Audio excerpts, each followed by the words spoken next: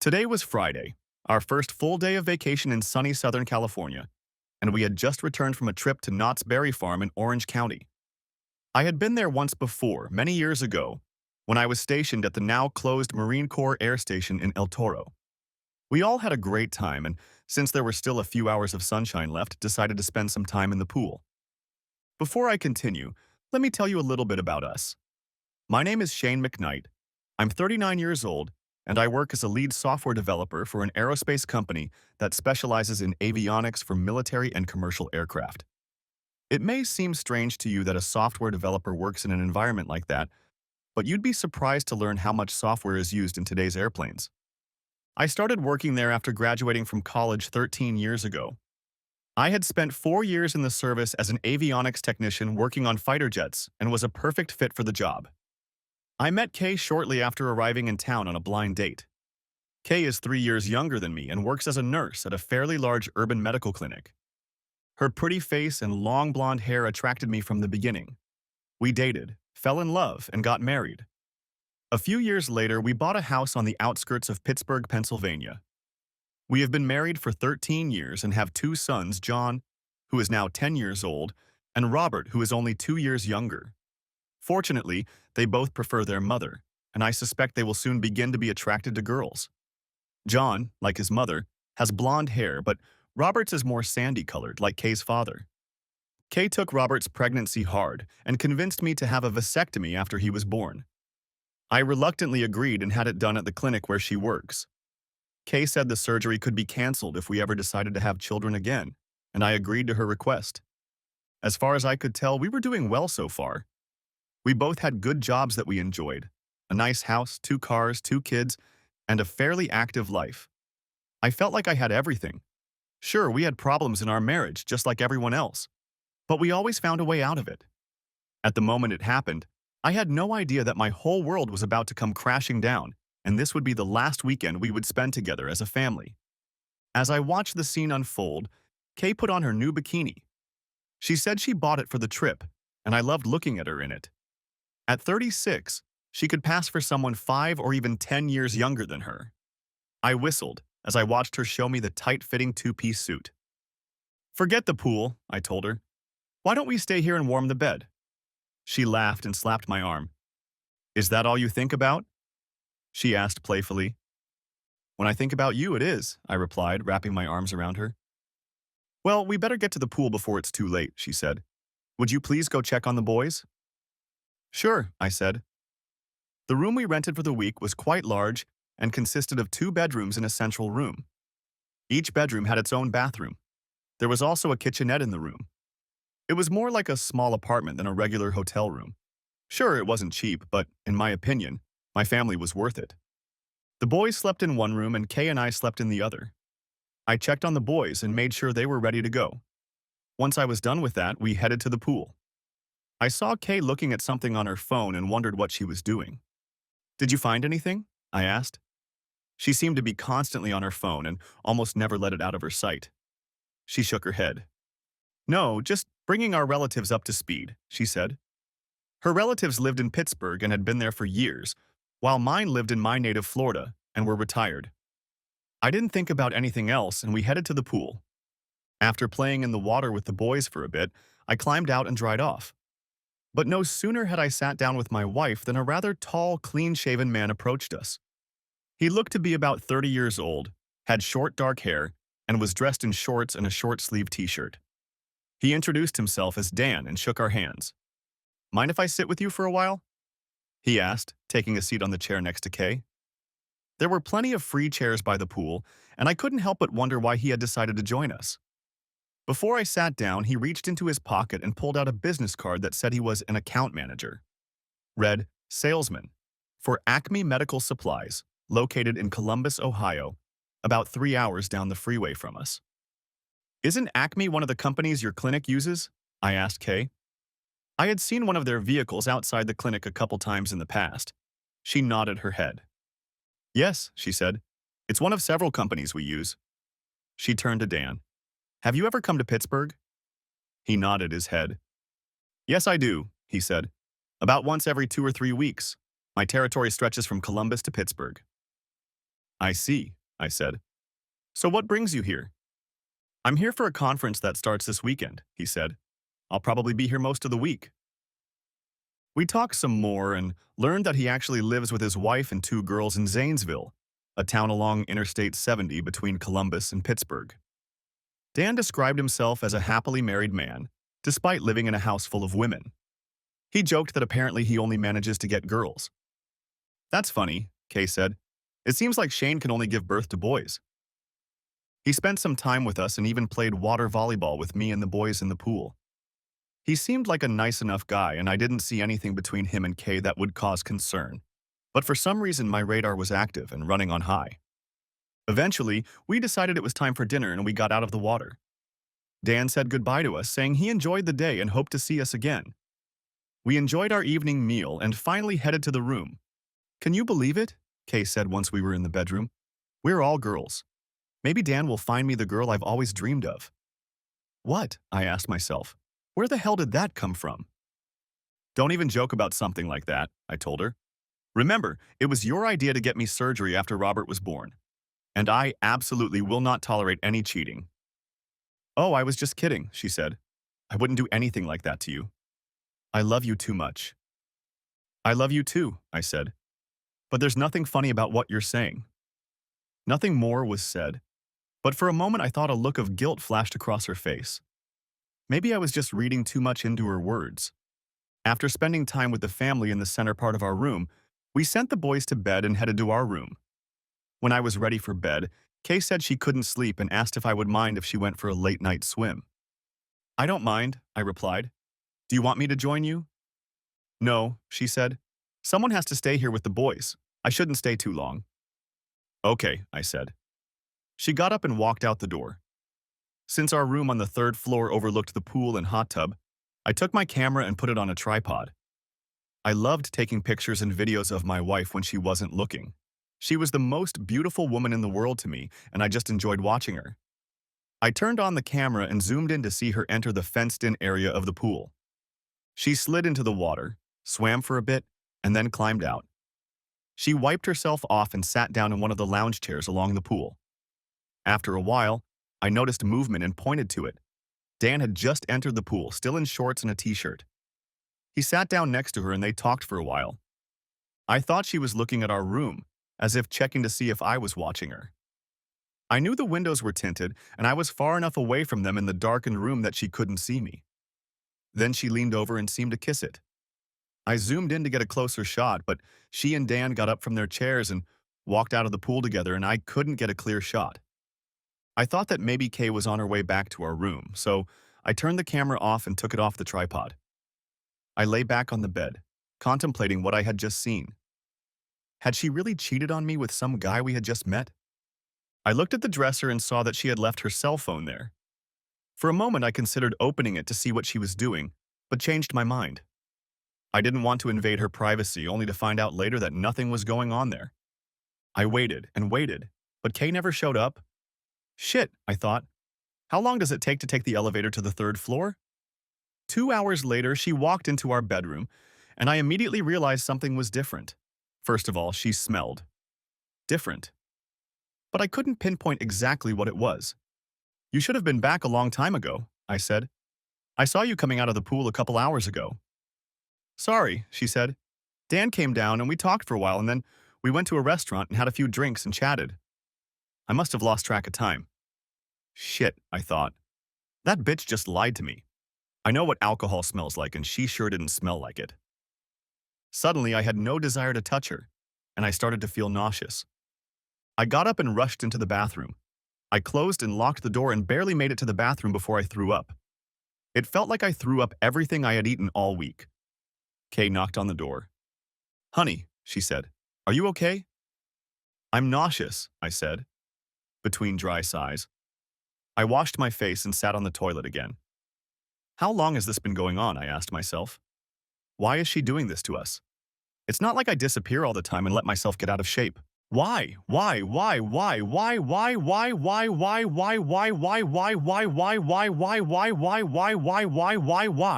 I asked myself over and over again. It's amazing, the thoughts that come into my head at times like this. Was my whole marriage a sham? Were the boys even mine? Damn her to hell. I don't even know how long I sat there thinking about all of this. Eventually, she knocked on the door again. What? I yelled. Honey, do I need to call you a doctor? She asked quietly. No, I'll be right out, I replied. After making sure I cleaned myself up, I sprayed some Lysol in the bathroom and went back into the bedroom. I had no desire to look at the woman I thought I was going to grow old with. She tried to approach me, but I waved her away. We lay on the bed again, and for the first time in our married life, I rolled away from her without even giving her a goodnight kiss. I love you, she said quietly. I said nothing in response. Good night, she finally said and turned on her side. I thought I heard her sob a few times, but I didn't care anymore. Finally, Saturday came and I got out of bed. I hadn't gotten much sleep the night before, and what I managed to get was filled with nightmares of Kay and Dan having fun in bed, and me lying there, unable to move or do anything. I didn't say anything to Kay and went about my business in the bathroom. I had promised to take the kids to Disneyland, and nothing Kay could do would make me break that promise.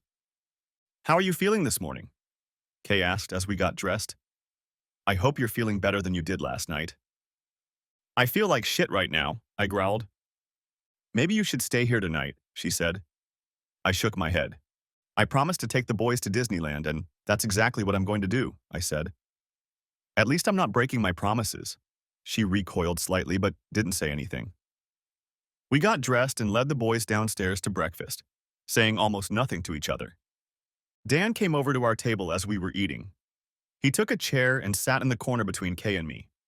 For a moment I thought I saw a smirk appear on his face. Kay looked up at him and smiled. I felt like ripping his damn head off. So what's on your agenda? He asked. We're going to Disneyland, Kay replied. Oh, that sounds like fun, he said. Mind if I come with you? I couldn't believe the nerve of this asshole. What about your convention? I asked, hoping my words sounded neutral enough to keep both crooks off guard. Oh, there's just a bunch of boring seminars there today, he said. I've heard it all before.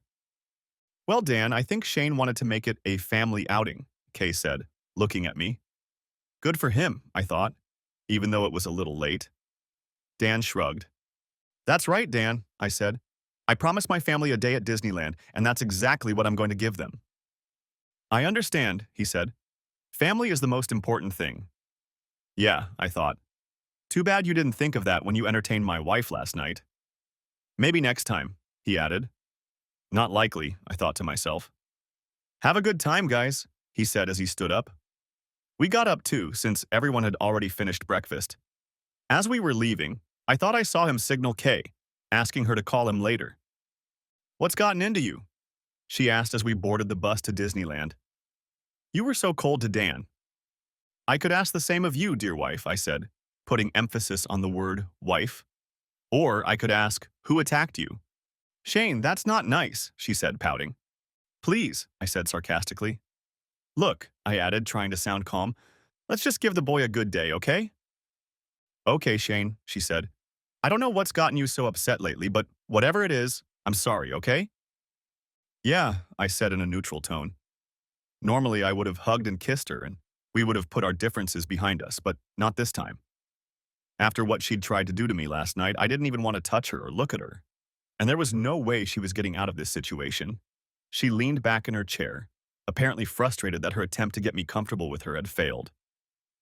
I hope you won't be mad for the rest of our vacation, she said. I looked at her but didn't say anything. We spent the day at Disneyland, and I made sure the boys had a good time. I pretty much ignored Kay for most of the trip, but for the boys' sake, I tried to remain polite. It wasn't easy, but I think I succeeded. More than once, however, I saw her texting someone on the phone. Was she texting Dan? Who knows, I thought. After lunch, the exhausted family crawled back onto the bus. I looked at Kay as we sat down. So did you have a good day? I asked. She nodded her head. Yeah, it was, she said. It would have been better if you had talked to me, though. I'm sorry, I said. I'm still not feeling very well after last night, I added. Maybe you should try to get a good night's sleep tonight, she said. Yeah, maybe, I said. Right, I thought. As if a good night's sleep will get you out of cheating. Bitch. We drove the rest of the way in silence and had lunch. When we got back to the hotel, Once we were in the room, I decided to try one last time with Kay. I walked over to her and hugged her. "I'm sorry I've been such a bear," I said. "Why don't we put the kids to bed and enjoy a private kiss together?" "I'd love to, honey," she said, "but I just recently got my period. I'm sorry." "What?" I asked myself. I'm not a doctor, but I'm not stupid either. I knew my last period had ended the week before we left Pittsburgh. What kind of game was she playing? "I'm sorry too," I said. "Well, I'm tired. I think I need to lie down for a while." "Why don't you do that, dear?" she said. "If you don't mind, I'm going to go down to the pool for a while." "Yeah, go ahead," I said, resigned to the fact that she'd probably spend the next half hour having fun with Dan. I watched her walk out the door. I pulled out my camera and set it up to see if I could catch them together. Sure enough, they met at the pool. This time, I zoomed in to get a close-up shot of them. They talked for a bit before leaving.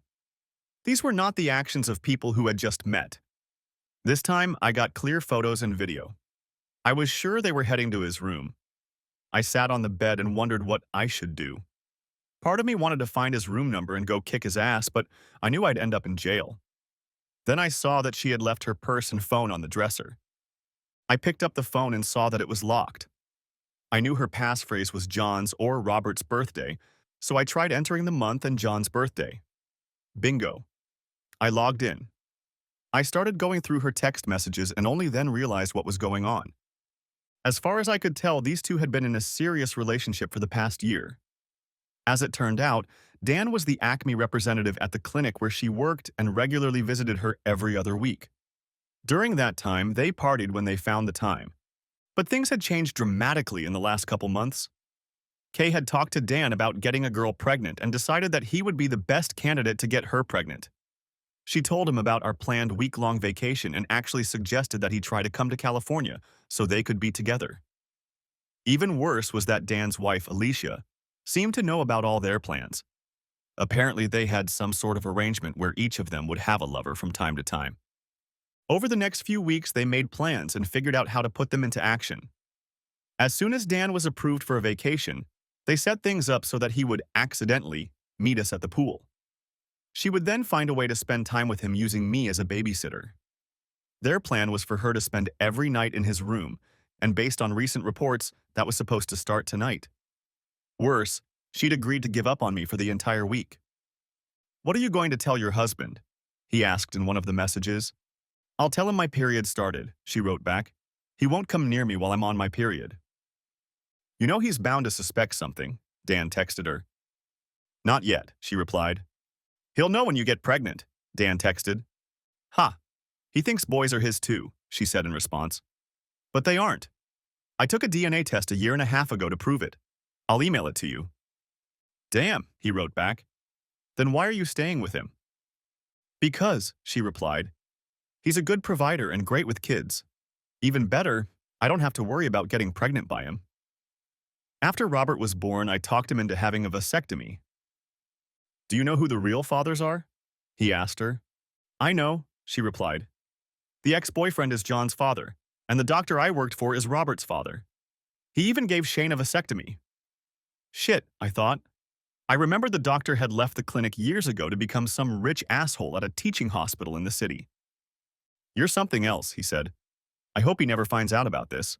Something tells me he'll kick you to the curb in no time." "He's a big teddy bear," she said. "Trust me, he won't do anything. I'll just let him know that if he divorces me, I'll destroy him financially and keep him away from the boys." "You're cold," he said. "Yes," she wrote, "the coldest." He hardly spoke to me at all this morning. "Maybe he's figured it out," Dan said. "No," she wrote back. "He doesn't understand anything, as usual. Probably ate something." "Are we still on for tonight?" he asked. "Oh yes," she replied. "I'll be at the pool as we agreed." "And how long are you going to stay there?" Dan asked in response. "I'll be back at the room around 8 in the morning or so," she said. "Then I'll be with you all night. He wants to take us to tar pits. Tar pits in Bray. Boring." "Okay, I'll see you tonight," he said. "See you later, love," she replied. Good thing Kay wasn't around at that moment. I had read stories where people said that the opposite of love was indifference, not hate. In my case, that wasn't the case. There was no indifference in me. It was, simply put, blind, seething hatred. The bitch had lied to me all these years and even robbed me of the opportunity to have a family of my own. I needed to find out about the DNA test she was talking about, so I opened her cell phone's email client and did a search. Sure enough, the email ended up in the stuff folder. It was dated a little over a year and a half ago. I opened it and saw black and white proof of her perfidy. Somehow, she had taken a sample from me and the boys. The test was unequivocal. Both boys were at best half-siblings with the same mother but different fathers. The test showed that I could not be the father of either child. Frustrated beyond belief, I forwarded the document to my email and looked through the other emails she had saved. There were several of them, from Dan and other men, dating back about 8 years, just after Robert was born. Almost all of them were explicit, and some contained photos and videos, which I forwarded to my account as well. I rummaged through her purse, which she had placed on the dresser. I found a package of birth control pills that didn't even have half of them in it. Why would she need them if I'm getting a vasectomy? I asked myself. I found her day planner and looked through it. Kay has a habit of writing everything down, and I noticed a few days with DK written in red. Those must have been the days she dated Dan, I thought. 2 days before we went on vacation, I also found a notation that read, "Stop BK." Another marking read, "No S" on the same day. It didn't take a rocket scientist to figure that out. Undoubtedly, she had stopped taking birth control and cut me off from entertainment. Why, I wondered. With my vasectomy, I couldn't get her pregnant. Maybe she was saving herself for Dan and wanted to make sure he was the one to get her pregnant. I took a picture of the planner and birth control bills and put everything back. I looked at her phone, wondering what else I could get out of it. Then an idea hit me. Some time ago, the company I worked for decided that one of their junior developers might be passing trade secrets to a competitor. So they used an app that tracked all activity on his cell phone, from SMS text messages to phone calls to emails. Another app was used to record and transcribe all calls, with the recording saved on the device and archived either locally or on another server. This was not easy, as phone records are regulated by federal laws. As I recall, the information could be accessed from any device with the proper credentials. It turned out the rumors were unfounded, but the developer was rebuked for being careless about personal security and given a stern lecture before being transferred to another department. I created an account to track all activity on Kay's cell phone number, and within minutes I could access everything using my phone, tablet, or personal computer. I installed an app to record and transcribe all phone conversations. I knew it couldn't be used in court, but I figured all's fair in love and war. And in my opinion, Kay had just declared war. The third thing I did was install a phone finder app to keep track of where her phone was at all times. That way, I reasoned, I could keep track of her whereabouts, assuming she had her phone with her, of course. I also decided to get myself and the boys away from Kay, so I looked up flight information and called the reservation desk. Finding out that the flight to Pittsburgh was scheduled to leave shortly before midnight, I made arrangements. The flight would land in about 4.5 hours, but there was a 3-hour time difference between the two cities. That would give me time to pack my bags, get to the Los Angeles airport, and go through security. By the time Kay got back, we'd be in our hometown. I called my relatives, hoping I would have time to talk to them before they went to bed. Luckily, Kay's parents and I got along great. They considered me the son they never had, and I considered them my second mom and dad. Kay's mom, Julie, picked up the phone on the second ring. "Hi, Mom," I said. "I'm sorry to call so late, but I have a big favor to ask of you." "Sure thing, Shane," Julie said. "Is everything okay on the West Coast?" "Not really, Mom," I said. "I'm bringing the kids home tonight, and I was wondering if they could stay with you for a week. I'll explain when I get there." "Well, of course they can stay here," she said. "Is there something going on between you and Kay?" "I don't want to talk about it over the phone," I said, "but I promise to bring you up to speed when I get there. And whatever you do, please don't mention anything to Kay." "Okay, I promise," she said. Finished talking, I gathered my things and threw them into my suitcases. It took about 5 minutes, considering my anger. I walked into the boys' room and shook them awake. "Come on, guys," I said. "Get up, we're leaving. You need to pack right now." They looked at me, scared and tired. "What's going on?" John asked. "It's an emergency," I said. "We're going home." You guys are going to spend the rest of the week with your grandparents. Now get up. Get moving. Where's Mom? Robert asked. Isn't she on her way? No, silly, she's with that Dan, said John. I looked at my 10-year-old son. Had he really seen something I had missed? How do you know that? I asked him. She's been texting him all day today, Dad, he said. Didn't you notice? Honestly, my attention had been on them for most of our trip to Disneyland, but I remembered seeing her talking on the phone. Yeah, I said. Come on, get a move on, guys. We're leaving in a few minutes. I helped them pack up and then wrote a note for Kay, figuring she wouldn't see it until morning. Kay, you weren't here when we got up this morning, so I took the kids out for the day. I might be late. I'll see you later, S, it said. I wondered if she'd noticed that I hadn't left a single affectionate word. But honestly, at that moment I didn't care. I figured that if Kay stayed true to herself, she'd probably read the note and head back to Dan's without dignifying the place with a single glance. We picked up our luggage and headed to the front desk where I paid the bill and turned in my keycard. I told the night manager that my wife was still in the room, and I didn't know how long she would be there. I hope you enjoyed your stay with us, the girl said. Yes, thank you, I replied. When we got outside, I saw a van labeled Airport Shuttle and spoke to the driver standing next to it. He got us into the van, loaded our luggage, and we were on our way. It turned out that my timing was perfect. We walked up to the airline check-in counter and my new reservation was confirmed. It took a while to get through security, but finally we boarded the plane and headed to Pittsburgh. The boys were sound asleep within minutes of the plane taking off, but there was no way I could sleep. I pulled out my tablet and started researching Pennsylvania divorce law. Pennsylvania is a no-fault state, but state law allows for divorce based on adultery or other reasons. The websites I looked at said that such divorces usually cost more and can take longer. As far as I could tell, I would have to pay alimony.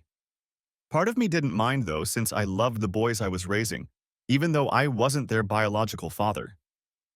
Our assets would be divided equally, but it looked like I would be able to avoid alimony given the evidence of her years of cheating. It also looked like Kay would get physical custody of the boys, and I would become a weekend father to kids I had never raised. The house would probably go to her too, but I thought, maybe I could talk her into buying out my half of the mortgage. I knew how much she made and mentally figured that if she budgeted carefully, she could get by, though it wouldn't be easy. After all, I needed a really good lawyer, not just a paralegal filling in blank slips on pre-printed forms. I asked Cliff, my father-in-law, who happened to be a corporate lawyer, if he could recommend someone. I launched the Watcher app to see what was going on with Kay's phone. There was nothing new, but I saw that the app had finished archiving all the contents of her phone. Text messages, photos, videos, emails, call logs, and more. I considered going through it all again, but decided that for one 24-hour period, I was already grounded enough. For a while, I pondered what I could do to get revenge on the two cheaters. There was no way I could let this go unpunished. I remembered that Dan had said he and his wife lived in Zanesville, so I searched and found the address, and phone number of one Daniel and Alicia King. I figured since she knew what they were up to, nothing good would come of it. Exhausted, I turned off the tablet and leaned back in my chair, hoping to get some sleep before the plane landed. I woke up just as the plane started to descend into Pittsburgh. We disembarked with the rest of the passengers, packed our bags, and headed to the car. I called Cliff and Julie to let them know we were back and on our way to their place. I pulled up to their driveway and carried the boys' things to the door. Julie and Cliff greeted us, gave the boys a big hug, and escorted me inside. I set the boys' luggage on the floor and Julie hugged me. "What's going on, son?" she asked. "I thought everything was okay between you and Kay." "I thought it was too," I said, "but I found out it was all a lie." "What do you mean?" Cliff asked. I pulled out my tablet and showed them the DNA test document, Kay's emails, and her messages with Dan. "Oh my God," Julie said. "How could she have been so stupid? I'm sorry, Shane, I thought she'd outgrown all that stupidity after she married you." "What do you mean?" I asked. "Kay was a bit of a wild child in her younger years," she said. "It started back in high school, and when she went to college, it only got worse. She was one of those girls you see on stage during spring break, taking off her clothes. She was constantly dating one guy and another. She was engaged for a while, but then they broke up. She told us they just drifted apart." She never told me anything about that, I said. Yeah, it was when she was in college, Julie said. What was that guy's name? She asked, turning to Cliff. Oh yeah, Mike, something like that. Mike Jacques. They went to high school together. I think I still have a picture of them going to prom. She pulled a photo album from the shelf and opened it, flipping through a few pages. Here it is, she said, showing me the picture. I looked at the picture of a much younger Kay and her date at the high school prom and immediately noticed something. Mike, her date, looked a lot like John. I showed the picture to Julie. Is it just me, or does he bear a striking resemblance to John? I asked. I asked. I asked. Julie and Cliff looked at the picture. I think you're right, she said. They look an awful lot alike, don't they, Cliff? She looked at her husband. He nodded his head. Of course they look alike, Cliff said. He looked at me. Do you think he could be John's biological father? I think so, I said, but it would take a DNA test to prove it. Do you know if this guy is still in town? Yes, Julie said. His family has owned a deli here for years. He makes the best pastrami. I think he still works there. She wrote something on a piece of paper and held it out to me. It was the name and general location of the deli. We'll have to pay this guy a visit, I thought to myself. I looked at Cliff. Can you recommend a good divorce lawyer? I asked. I can, he replied. Are you sure this is what you want to do? Absolutely, I said. Kay has lied to me for the last 13 years and now she's denied me my own children. Even now she's copulating with some traveling salesman in a hotel room in California. I understand, son, he said. Look, I'm disgusted by what she did. You've been very good to her, and I think of you as my own son. But she's my daughter, and I still love her. Do whatever you need to do, but promise me one thing. What's that? I asked. Promise me you won't physically hurt her, he said. I nodded my head. I realized what he was getting at. I promise, I said. Thank you, he said. Also, we'd like you to come to dinner tonight with us and the kids. I'd like us to sit down and talk about everything in detail. I'll be here, I said. He pulled out his wallet and handed me a business card. Marion Hawkins, it read, with an address and phone number. From what I've heard, she's the best in the business, he said. I worked with her a few years ago. She hates crooks fiercely. I suggest you call her office early Monday morning. Thanks, I said. I'll see you tonight. And please don't let Kay know we're here. Mom is the important thing, Julie said. We said goodbye and I hugged the boys, promising to come back tonight. I left and headed toward the place I used to call home. Without Kay and the boys, it seemed so dark, so empty. Everywhere I looked, everything brought thoughts of happier times. Tears came to my eyes at the realization that those happy times were gone forever, tainted by her lies and deceit. I wiped the tears away and headed upstairs to my bedroom, vowing never to cry over Kay again. As I looked at myself in the bathroom mirror, I realized that I hadn't slept properly in almost 2 days. God, I said to myself, I look like shit. I brushed my teeth and crawled under the covers. I fell asleep almost as soon as my head touched the pillow. Kay. I walked into our hotel room at 8 o'clock on Sunday morning, hoping to see my husband and boys. I didn't know what to expect after the way Shane had treated me the day before, and honestly, I was a little scared. Thankfully, I took a shower before leaving Dan's room this morning. The last thing I wanted was for Shane to smell my lover on me. I opened the door, expecting to be bombarded with the noise of 3 men getting ready for the workday. Or rather, 1 man and 2 restless boys. But instead there was a sepulchral silence. I wondered what was wrong and I went with Shane to my room. He wasn't there, but I saw a note on the dresser. Kay, you weren't here when we got up this morning, so I took the kids out for the day. I might be late. See you later, S. The note read. Short, concise, and to the point, just like my husband, I thought. I noticed it didn't contain the usual affectionate words he usually left. Not even a single love you or anything like that. Maybe he was still reeling from Friday night. Whatever, I thought. I decided there was no point in trying to call or text.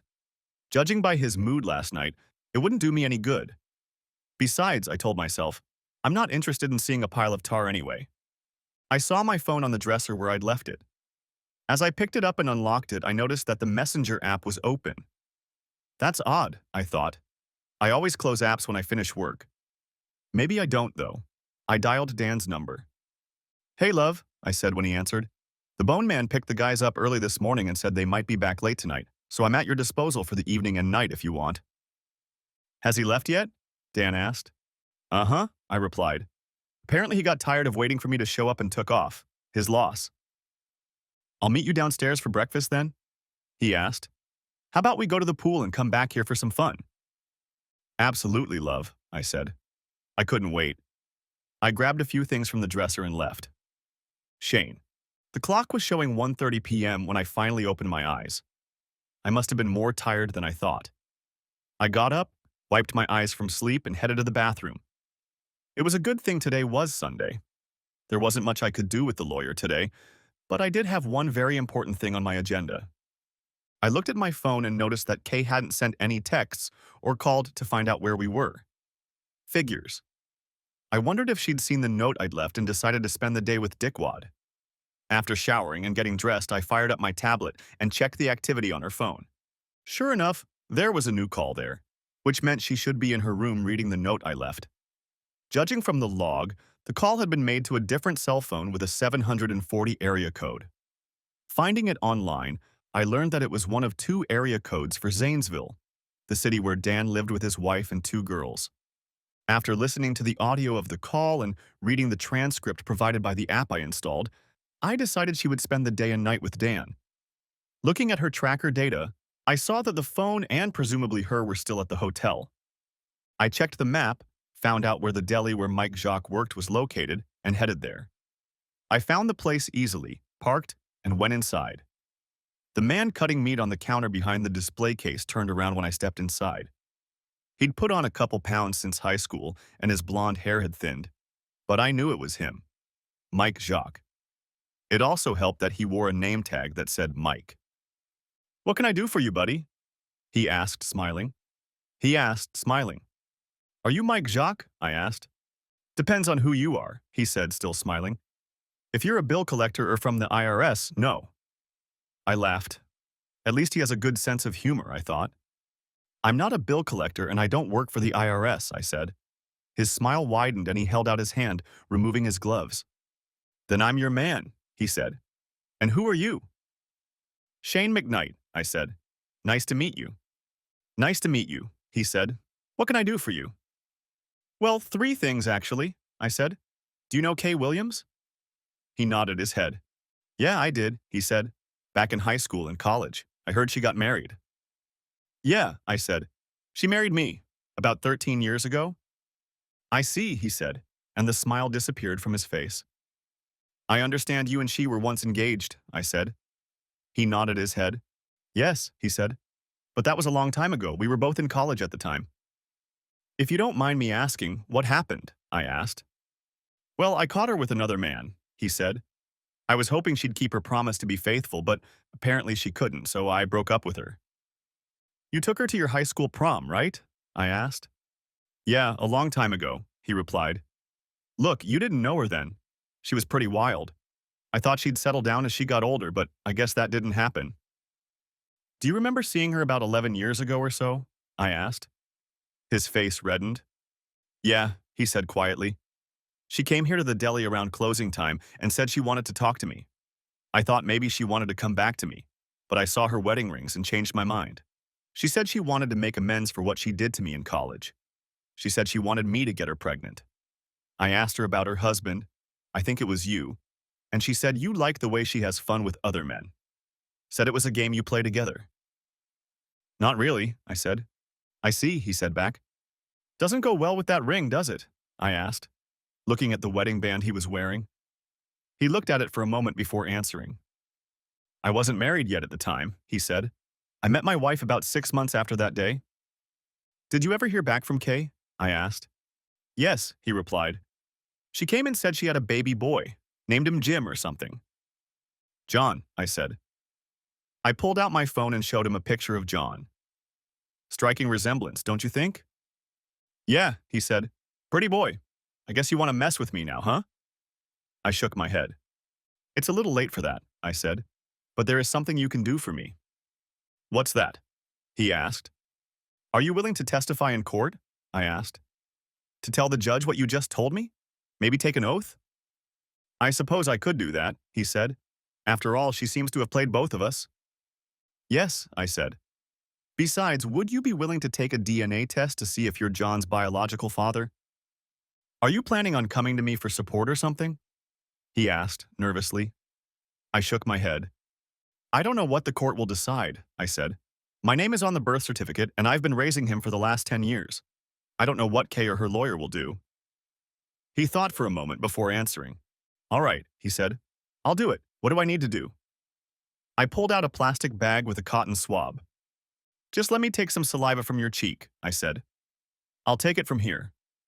He opened his mouth, and I put the cotton swab in his mouth. I put the cotton swab back in the bag, made a mark on it, and put it back in my pocket.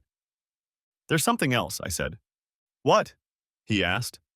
I'll have a pound of your pastrami, please, I said. I'll pay for it. His face spread into a huge grin. I see you have good taste, he said. You know, we make the best pastrami in the state. I've heard that, I said. He held out a small piece for me to try. Without a doubt, it was the best pastrami I'd ever tasted. Very tasty, I said. If you want, I'll add a sandwich for you at no extra charge, he said. Sounds good, Mike, I said. Please do. I haven't had lunch yet. He weighed a pound of meat, put it in a bag, took more meat and made the sandwich, wrapping it in paper after he was done. I thanked him, paying for the pastrami. Shane, you look like a true professional, he said. I'm sorry about what happened, and I hope it works out for you. Thanks, Mike, I said. And thanks for your honesty. I'll see you around. See ya, he said as I walked out. I drove home, taking a few bites from my sandwich on the way. I had another important item on my agenda. I put the packaged meat in the fridge and finished the sandwich Mike had made for me. Pulling out my tablet, I checked to see if there were any new entries on Kay's phone from this morning. There weren't. She didn't even seem to be interested in whether the boys and I were okay. I decided to go through her emails and messages again to see what else I could find. I started at the beginning and found correspondence between her and Dr. Winstead, the doctor who performed my vasectomy. He made it clear to her that he didn't want to know anything about the baby he was carrying and asked if she had contacted me about the vasectomy, as he assumed she had. Yes, I did, she answered him, and he was fine with it. I told him that I was having a hard time with Robert, that I was, and he would do anything to make me feel better. Good, he replied. I'll take care of it myself. Trust me, he won't be able to have kids when I'm done. Just curious, why don't you want to have kids with your husband? Really? She asked. Have you looked at him? Do you think I want to have children with him? No way. I couldn't believe what I was reading. My so-called loving wife and this doctor were conspiring to make me infertile, while making me believe I was doing it for her. And the thought that she really doesn't want children with me pierced me to the core. Why did she marry me in the first place if she had feelings like that? I went through some more of her emails and found some pictures and videos of her cheating. I copied it all onto a flash drive to use in the divorce. I continued going through her emails and found that she had dated at least 5 other men since good old Dr. Winstead left the clinic. Judging by the dates on the emails, many of her affairs had taken place when I wasn't home. Of course, I didn't travel much for work, but I did have to go out a few times to oversee software upgrades on old avionics or to observe test flights of new equipment we were developing. Mostly I had to go 3 or 4 times a year. Then she met Dan, and things changed dramatically. It turned out that Dan and his wife were into an unusual club and wanted to get Kay and me into it as well. Kay told them I would never agree to that, and they decided to keep the affair between the 3 of them going. I sat there wondering how I might not have noticed this before. Had I been so blinded by my love for her that I just hadn't noticed it? How long would this betrayal have lasted if I hadn't found out? Worse, how would I have explained it to the boys? I had always told them that honesty was always better, even if it hurt. I knew one day I'd have to tell them that. Damn her, I thought. Damn her to hell. I looked at the clock and realized that I would have to leave soon to have dinner with the boys and my in-laws. I showered again, feeling dirty after looking at Kay's emails and messages. Once I got home, I rang the doorbell and Cliff answered it. He invited me in and the boys immediately bustled around me. God, I love those boys so much. I wish I was their biological father. We all sat down at the table and enjoyed our dinner, and then retired to the family room. Dad, John said, getting my attention, are you and Mom getting a divorce? I nodded my head. I'm afraid so, son, I told him. Did I do something? He asked with tears in his eyes. I pulled him to me. I'll make it right, I promise. No, son, I told him. You haven't done anything. You're both the best sons anyone could wish for. Then why? He asked. Don't you love your mom anymore? It's hard to explain, son, I told him. Sometimes moms and dads go through things that can't be undone. This is one of those times. But remember that I love you and I always will. And I'll always be there for you, okay? I hugged both boys and comforted them for a long time, but they knew things would never be the same in our family again. Listen, I said, why don't you guys go upstairs and get ready for bed? I need to talk to Grandma and Grandpa for a little while, okay? Okay, they said as they left the room. I waited until they were gone and pulled out my tablet. I spent the next hour telling Cliff and Julie everything I knew so far. I showed them all the text messages and emails, even the photos and videos. They were clearly outraged by their daughter's behavior, but watched the videos anyway. It looks like she's been doing this to me our entire marriage, I told them. That explains what happened last summer, Julie said. What do you mean? I asked. Last summer, when you were at Edwards for a week, Kay brought the boys over and asked if they could stay the night, she said. She said she was going to a girl's birthday party at the office and thought she might stay late. We didn't see her until Sunday afternoon. I remembered that trip.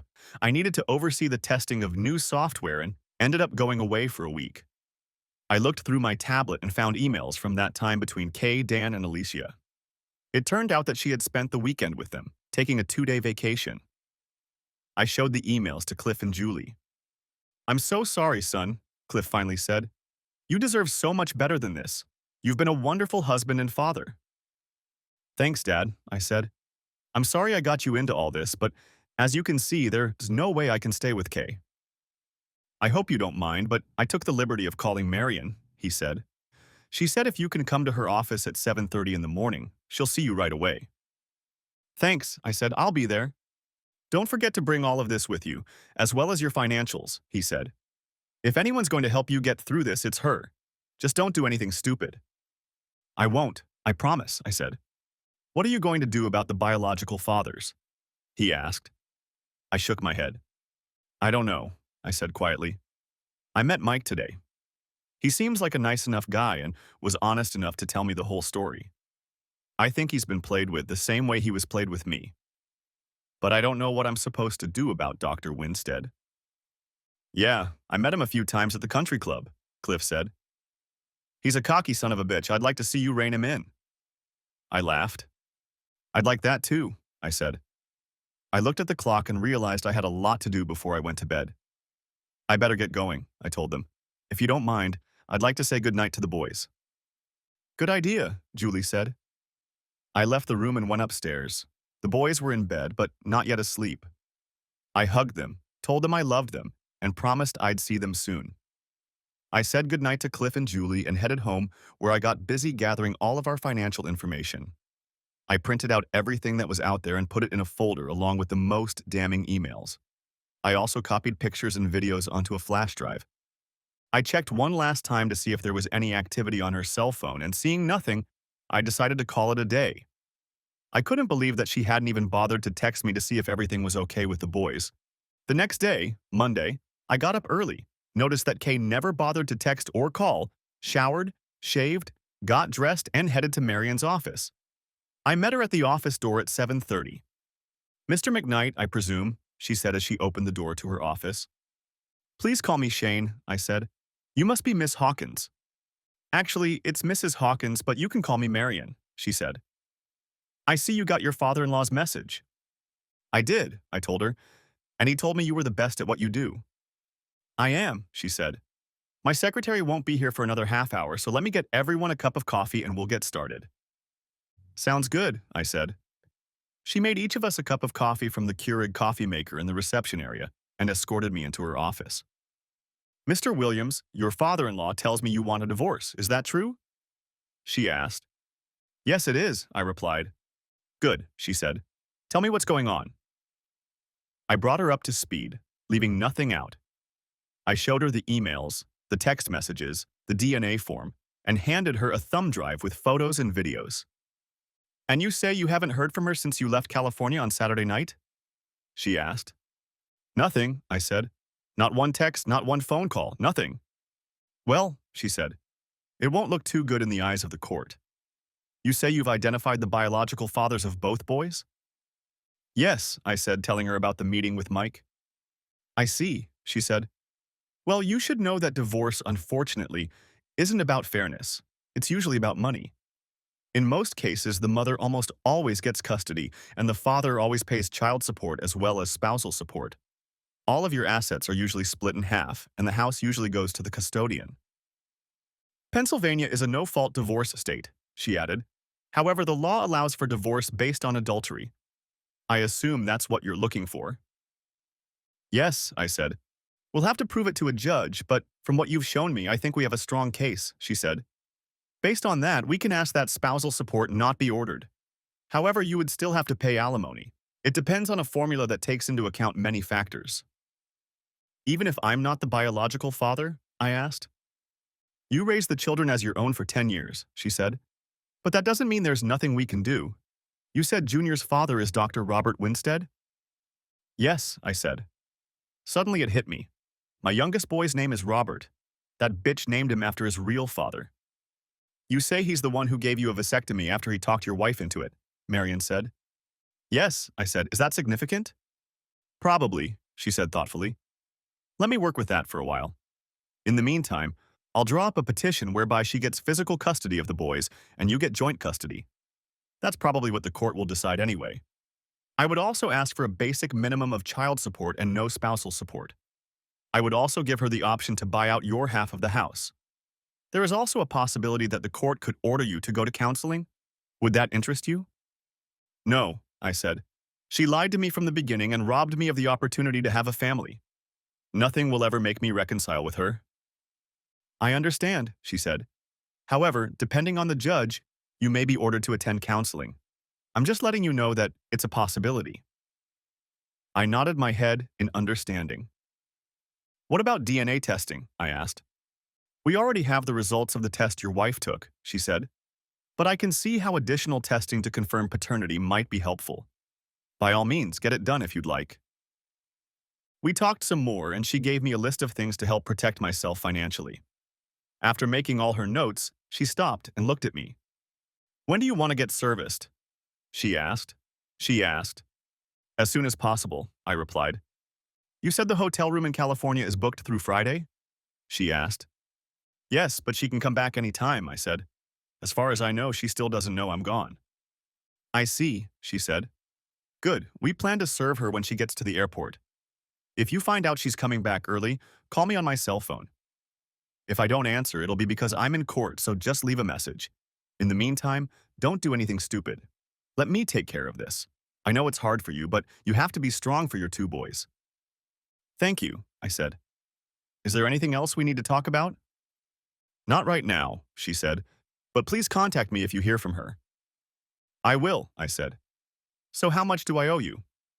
I blushed when she told me that, but I knew it was necessary. I wrote out a check and handed it to her. We said our goodbyes, and I walked out the door feeling a little better. I still hated Kay, but at least I was doing something about it. On the way home, I stopped by the bank and made the changes to our account that Marion had advised. I withdrew half of all the money and opened a new account in my name only, and then paid off and closed the joint credit cards. However, one I ordered just for myself. I also knew that Kay had her own card in her name, not tied to the joint account, although I paid for it from our joint checking account. By the time I got home, it was almost 11 a.m., 8 o'clock California time, and I figured if Kay was going to call, she'd do it soon. Kay. At 8 a.m. on Monday morning, I walked into our room. I paused before entering the room, not knowing what I would find there. I hadn't heard from him yesterday, and I was a little worried about the boys. I knew they were safe with Shane, but it would be nice to hear something. I slid the key card into the slot and opened the door, hearing the latch unlock.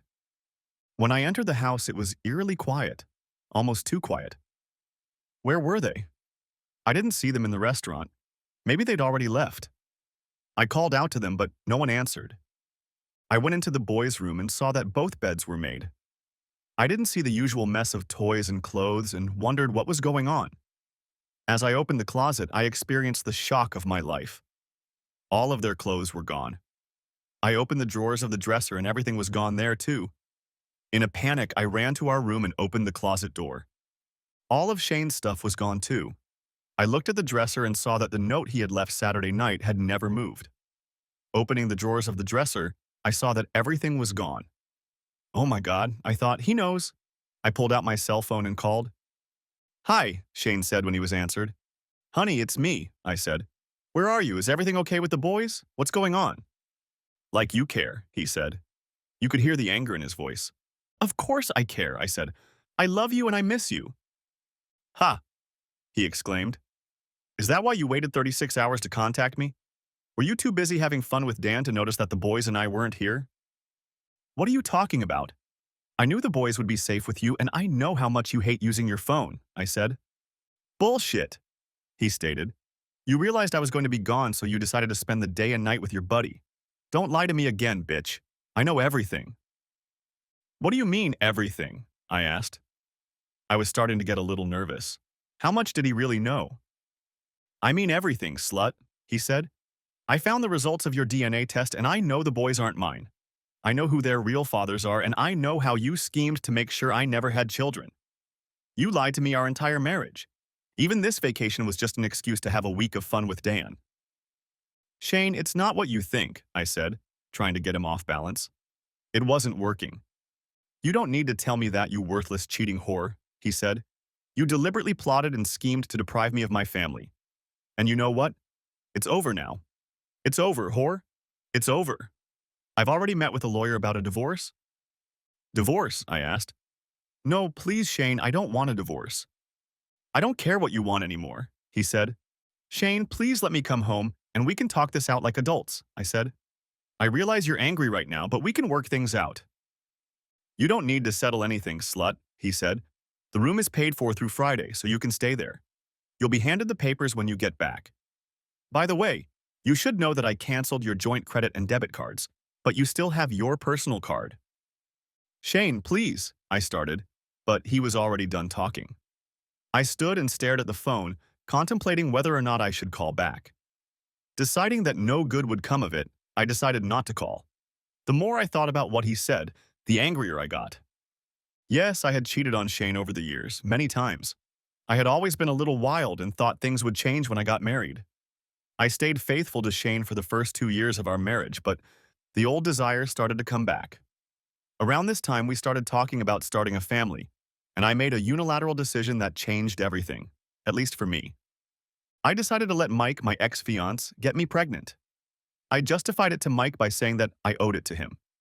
Yes, I lied a little when he asked me about my husband, but the truth was that I never really wanted children with Shane. Not that he was ugly or anything, he's no Quasimodo, but he's no Brad Pitt either, if you know what I mean. It wasn't easy for me at first, and I did my best not to let Shane find out. I usually waited until he was away on one of his trips, so I would have time to enjoy myself and get cleaned up. It wasn't easy since he only went away a few times a year. I had a few more lovers after John was born, but I always made sure that Shane didn't find out. I started using some of my free time to spend my days with different men. Some of my lovers took pictures and made videos and sent them to me as keepsakes. A couple of years after Mike, I started having an affair with Dr. Winstead, one of my bosses at work. I ended up getting pregnant with Robert. Yes, I named the boy after his real father, even though he wanted nothing to do with his offspring. I took a chance that Shane wouldn't find out, and for now, my secret was safe. Dr. Winstead advised me to give Shane a vasectomy after Robert was born. I thought it was a dishonest idea and suggested it to my clueless husband. He bought my lie and agreed to the vasectomy, and I made sure Dr. Winstead performed the procedure. After Robert was born, I dated several men, again, trying to be as discreet as possible. I never denied Shane anything and promised myself not to disrespect him by giving him sloppy seconds. As long as he remains in the dark, I thought, everything will be okay. Somewhere along the way, I met Mac. That's not his real name, of course, but that's what everyone calls him. We slept together a few times, after which he made me an offer that promised to be very lucrative. Everything we did was for money, and by then, I had managed to accumulate a good amount of capital. I decided to use it as a backup in case Shane suddenly decided to leave me. Yes, some of what I was doing for Mac was outside the law, but he assured me that everything would be okay as long as I kept my cool. Around the same time I met Mac, I decided to make sure that neither of the boys was Shane's father. So I took a DNA test. The result pleased me, and I decided to save the document for the future.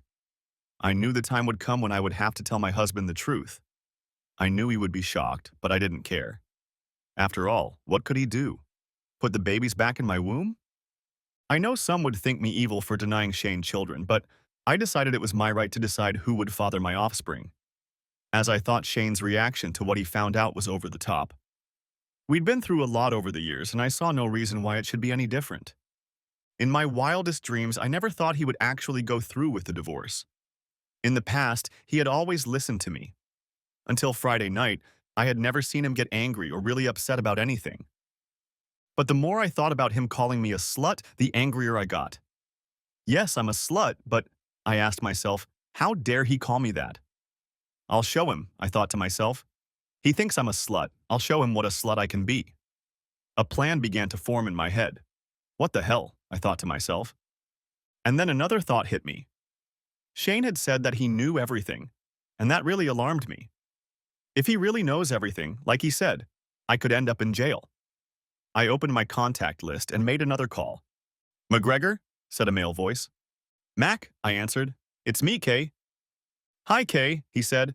How was California? Did you get a good tan? Yeah, fun, I said. We have a problem. Shane knows. He said he knows everything. Shit, Mac said. Part 2. Shane. I had just finished talking to Kay, deciding I couldn't take any more of her stamps and bullshit. I waited a few minutes and checked that the app I had installed on her phone Saturday night had downloaded the audio file along with a transcript of the conversation. I noticed that she was talking to some number in the Pittsburgh area. I didn't recognize the number and looked it up in her contacts. It turned out to be registered to a person named Mac. I waited for the conversation to end and gave the app time to copy the audio file and transcript to the cloud. After about half an hour, I saw that they were both available. I opened the transcript and printed it out so I could read it while listening to the conversation. Sitting down at my desk again with the transcript in hand, I opened the audio file and pressed the play button. McGregor, said a male voice. Mac, Kay replied. It's me, Kay. Hi, Kay, McGregor said. How's California? Did you get a good tan? Yeah, fun, she answered him. We've got a problem. Shane knows. He said he knows everything. Shit, Mac said. We talked about this, Kay said. You know what needs to be done. Are you sure? McGregor asked. Absolutely, she told him. And it has to be done Thursday night. Why Thursday? He asked. For 2 reasons, she replied. First, I'm going to send him something late tonight. He probably won't see it until tomorrow. He'll be so upset he might not even want to defend himself. Second, I'll be here until Friday, and if I know him, he'll probably serve me with divorce papers as soon as I land in Pittsburgh. Divorce? McGregor asked. Yes, she replied. He found out about me and said he's preparing divorce papers. And what are you going to do to make him so upset? He asked. He thinks I'm a slut, she told him. And I'm going to show him what a slut I really am. McGregor laughed. Well, you are a slut, aren't you? He asked her. She giggled. Yeah, but he has no idea what a slut I can be, she said. So it has to happen Thursday night and look like a home invasion. We've had cases like this lately, so it's doable, he said. Was this guy a police officer? I asked myself.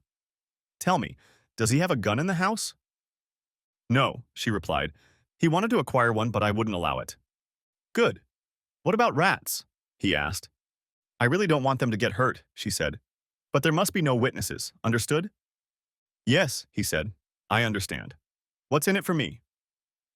Shane has a $1 million life insurance policy, and his employer has a $500,000 policy, she said. I'll give you $100,000 of that amount. You're asking for a lot, he said. Make it $250,000 and we'll settle. Okay, she said after a few moments. So let me get this straight, he said. You want me to kill your husband and possibly your 2 boys for $250,000.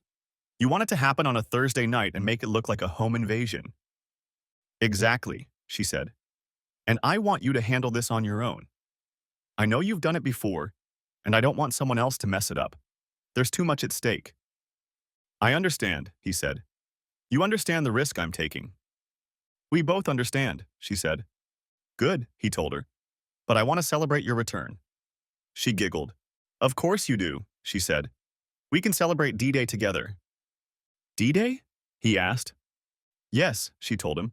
The day Shane died. They laughed. I have to go now.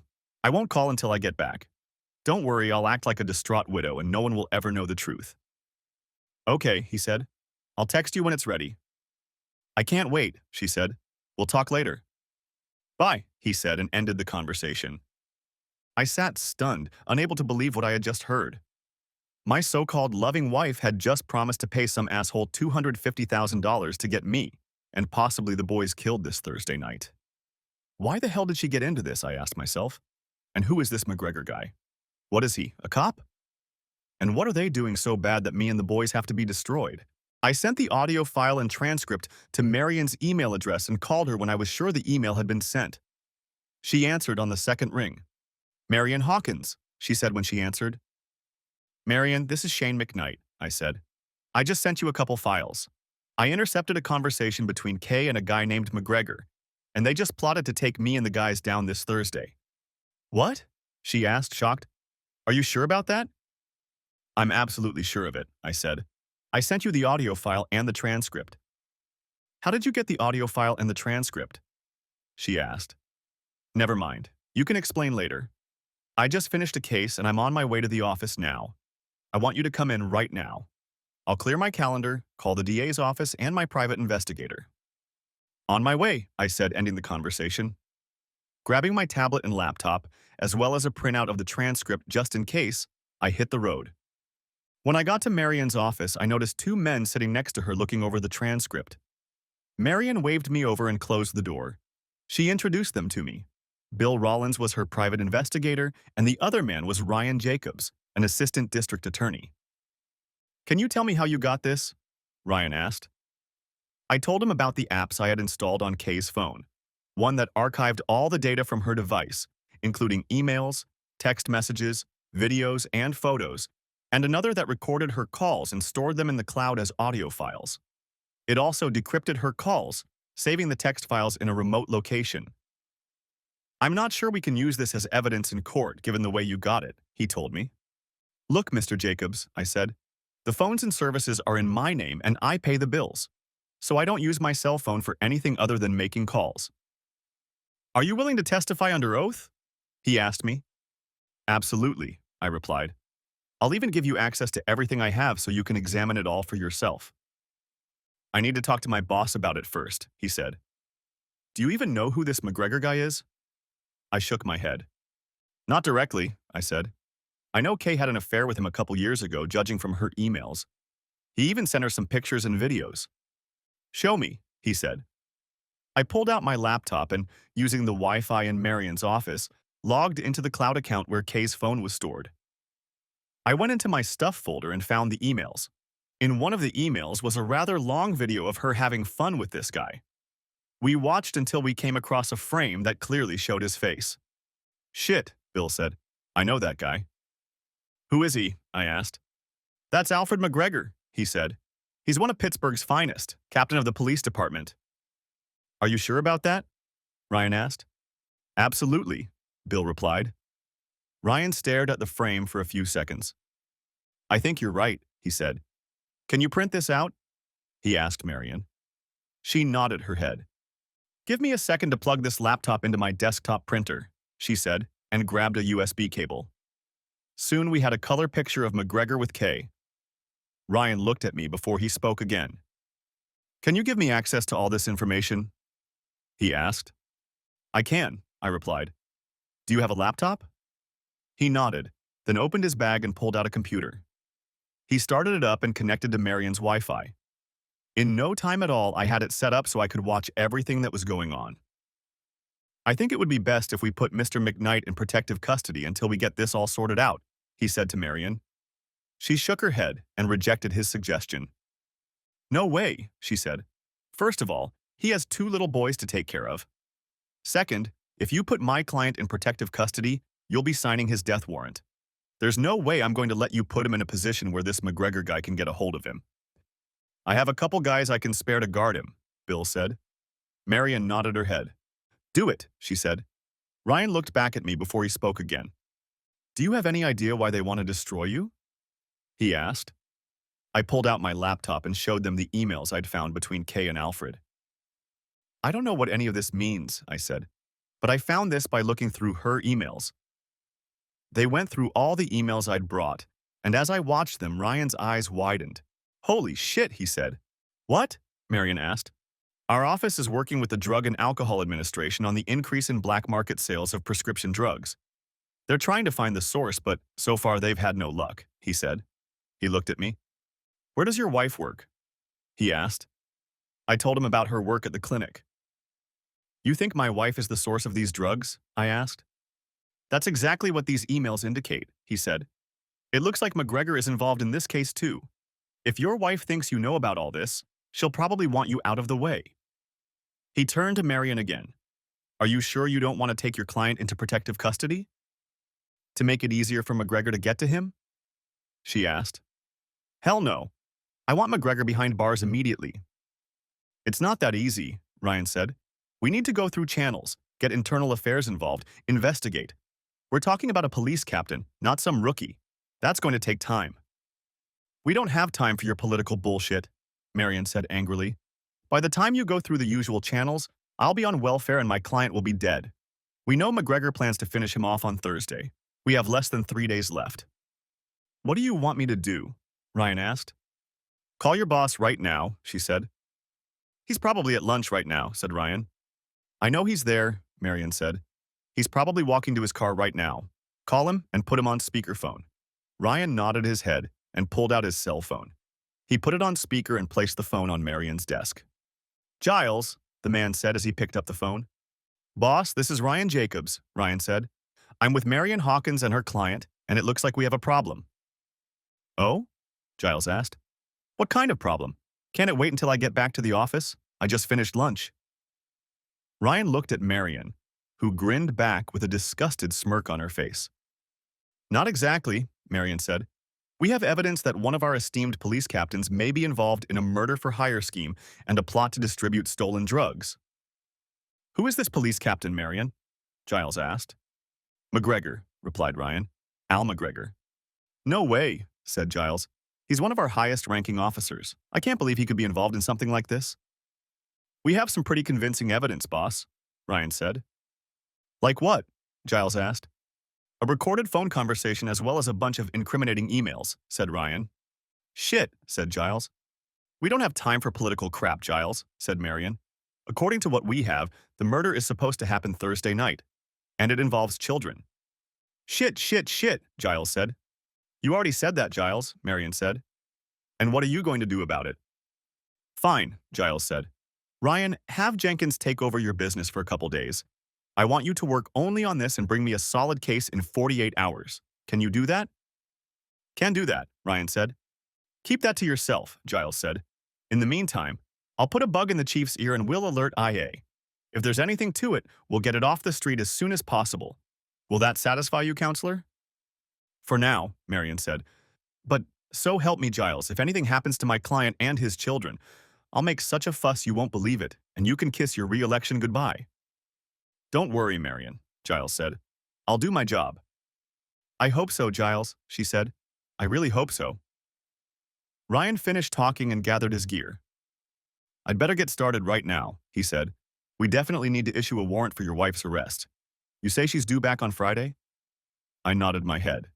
Good. I'll take care of getting this message to California so the locals can pick her up. Can I have your number in case I need more information? He asked. I nodded my head, wrote down my number and home address on a piece of paper and handed it to him. He thanked me and put the piece of paper in his pocket. One last thing, he said.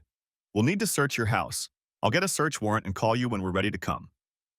I understand, I said. He nodded his head, shook my hand, and walked away. I guess that changes things with your divorce, Marion said after Ryan left. You think so?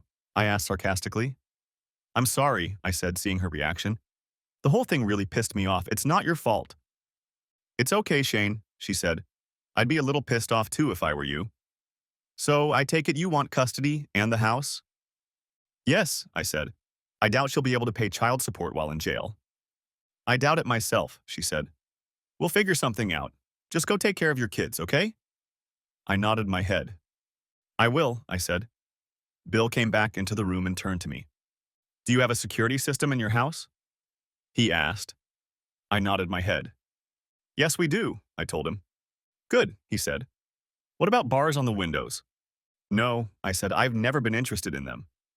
I understand, he said, but I think under the circumstances you should have them, as well as armored doors.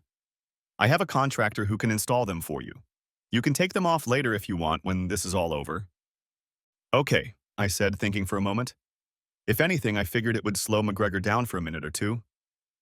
Just in case, I'll assign a man to patrol the outside of your house, as well as a man inside, he said.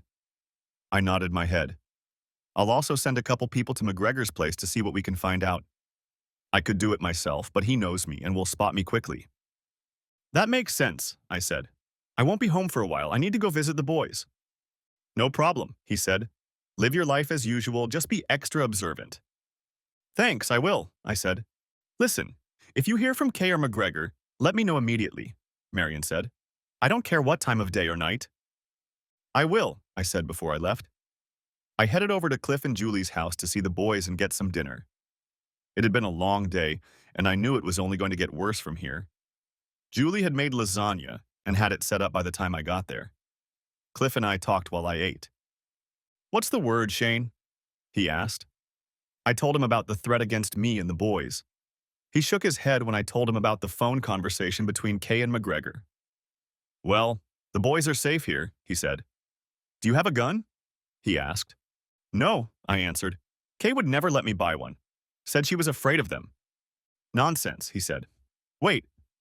He got up and returned a few minutes later with a 12-gauge pump-action shotgun. Do you know how to use one of those? He asked. I was in the Marines for 4 years, I told him. Qualified 4 years in a row. My dad has a shotgun very similar to this one. Good, Cliff said. It's fully loaded with rock salt. Not lethal, but it stings like hell. Take it and use it if you need to. What about you? I asked. He laughed. I've got 2 more of these and an AR-15, he said. We're protected. Thanks, I said. Anytime, he said. Look, son, I can't tell you how sorry I am that all this happened. It's not your fault, I told him. You didn't make her do what she did. I just don't know how I'm supposed to explain it to the boys. Explain what, Dad? I heard John question from the doorway. I gestured for him to come over and then hugged him as tightly as I could. John, I said, I've never lied to you boys and I'm not about to start now. You should know that you may hear some very bad things about your mother in the next few days. She cheated on you, didn't she? He asked. I nodded my head slowly. How do you convey to your young children that their mother is a whore? Yes, son, she cheated, I said. I hate her, he exclaimed, tears streaming from his eyes. No, son, you should never say that, I told him. She's done some bad things and she'll have to pay for it, but she's still your mother. But you hate her, he said. I can tell. Shit, I thought. How do you explain something like that to a 10-year-old boy? The thing is, he was right. At that moment, I hated her with every fiber of my being. It's different, son, I told him. What your mother did, she did on purpose to hurt me. But if she hurt you, didn't she hurt Robbie and me too? He asked. He was right again, and I was confused. She's hurting all of us, I said. I don't think she fully realizes it yet, but she will realize it. In time, son, she'll realize it. John wrapped his arms around me and buried his face in my shoulder. I could feel his tears as he cried. I love you, son, I said. And I always will. I love you too, Daddy, he said. I hugged him for what seemed like an eternity. Then my phone buzzed. I pulled it out and saw Ryan's number on the screen. We're ready to search your house, Mr. McKnight, he said when I answered. Thanks, Ryan, I said. I'm on my way. I sat John down and explained that I had to go home. By then, Robert had walked into the room. I hugged the boys, kissed them goodbye, and shook Cliff's hand. Julie hugged me at the door. I promised to bring them up to speed the next time I saw them and left with shotgun in hand. I got home just as Bill's contractors were putting the finishing touches on the security bars covering the windows. They had also installed the armored doors, and the foreman handed me the keys. I signed the paperwork agreeing to pay for the installation and put it on my credit card. I was somewhat surprised. The ornate iron bars looked better than I thought they would, but I still wasn't sure I wanted to keep them after it was over. I went into the house, unloaded the shotgun, and set it against the wall in the home office next to the computer. I put the casings in the desk drawer and kept the barrel open so it couldn't be mistaken for a loaded gun. When I was done, Ryan and several officers showed up. I let them in, and one of them introduced himself as a DEA agent. Ryan showed me a search warrant and they started searching. They looked all around but were careful to put everything back where it belonged. After about an hour, I heard someone calling from upstairs. "Found something, boss," one of the officers said. I wondered what they could have found as I followed Ryan up the stairs. We entered the room that Kay used as a needlework and sewing room. The closet door was open, and the bookcase where she kept her needlework supplies was pushed away from the wall. Behind it, there was a cutout in the wall where two rather large metal boxes stood. Ryan looked at me before he spoke. "Did you know this was here?" he asked. I shook my head. "I have no idea," I said. "I usually stay out of this room out of respect for Kay." Ryan put on a pair of latex gloves and opened the first box. Inside were pill bottles and sachets, similar to the samples you might get at a doctor's office. They were labeled Acme Medical. Ryan looked at me. "Isn't that the company your wife's boyfriend works for?" he asked. "Yes, it is," I replied. The DEA agent looked at the pills and read the labels. "They all appear to be Schedule II controlled drugs," he said. "We'll have to run tests to verify that, but it looks like she has several drugs here." He looked at Ryan. "We need to pay a visit to that clinic." Ryan nodded his head. "I agree," he said. As we opened the second box, we saw several wads of crisp $100 bills. Ryan counted the wads and then turned to me. "Looks like your wife has been very busy," he said. "I estimate she has about $120,000 here." I shook my head in shock. In the box, we also saw an envelope. Ryan pulled it out and looked inside. There was a statement from a local bank saying she had another $150,000 stashed away in a savings account. It looked like she'd been making regular deposits for the last year and a half, trying to stay under the $10,000 limit. "It looks like she structured her deposits. Were you aware of that?" he asked. I understood the basic idea of structuring, where people intentionally segregate cash deposits to avoid being subject to mandatory reporting. I'd heard stories of business owners caught doing this, and from what I'd heard, some of them had lost all their money and were facing several years in jail. "No idea," I said. Ryan handed the boxes to a technician who checked them for fingerprints. Ryan looked around once more and saw Kay's laptop on her desk.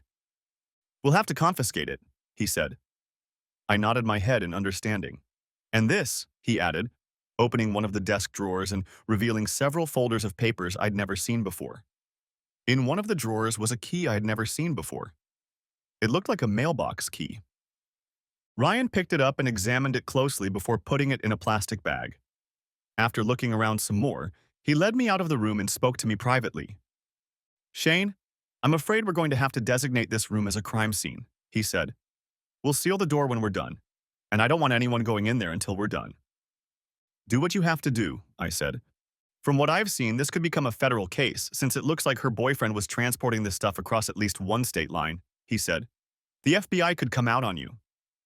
"What about McGregor?" I asked. "Well, if we find his fingerprints on any of this stuff, I'd say we have a strong case against him," he said. "We'll see. In the meantime, stay out of trouble and let us know if anything happens." "I will," I said. A couple of hours later, everyone except Bill and one of his investigators left, carrying boxes full of Kay's stuff. "I just got a text from my guy on the ground," he told me. McGregor was seen entering the mailboxes and miscellaneous store. He was seen pulling out a bag and putting what looked like a paper lunch bag into the mailbox. About 10 minutes after he left, another person was seen opening the same box. That person took the bag and left. We have pictures of the whole thing. Looks like that's how they make the switch. My guy made inquiries and found out the box is registered to McGregor. Talk about arrogance. "Did you tell Ryan?" I asked. "Yeah," he replied. "I talked to him just before he left." "I don't understand," I said. "Why would a respected police officer do something like that?" I have a hunch, but I'll have to look into it further, he said. He invited the other man to join us. Shane, this is Peter Green. He works for me and will be staying here with you for the night. He will also accompany you wherever you go.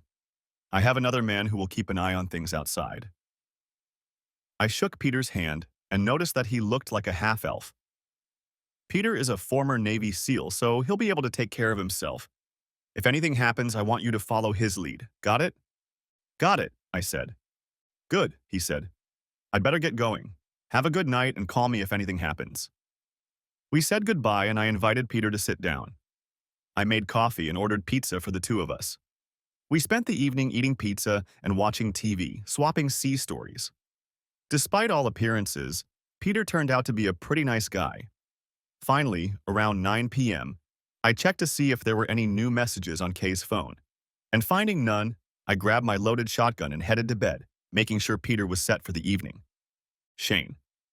I woke up at 4:15 Tuesday morning when my tablet buzzed, letting me know I had received an email with an attachment. I wiped my eyes from sleep and picked up my tablet. Opening it, I found a letter from an address that I now knew belonged to Dan.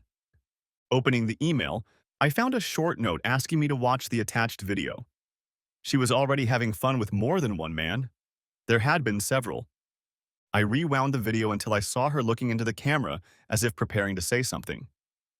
"What do you think of your whore wife now, asshole?" she asked. "Do you like what you see? I sure hope so. You'll be gone by Friday." "That's right, asshole. My partner Mac will come to you and destroy you. So enjoy it while you can.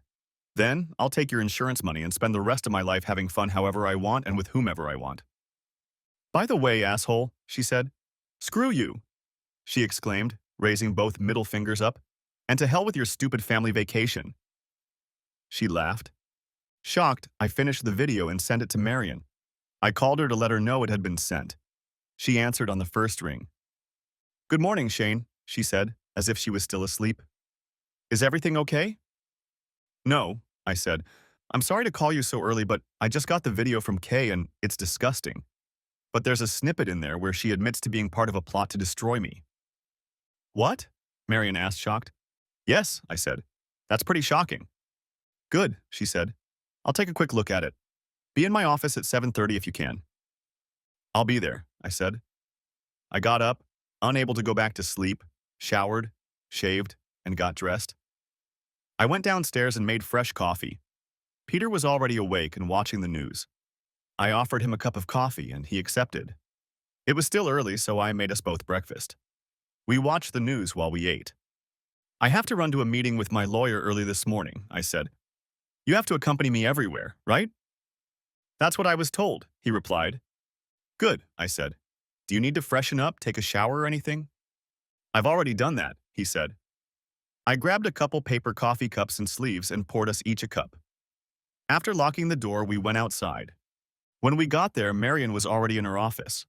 Ryan and Bill were in the office as well. She looked up when I walked in and waved us in.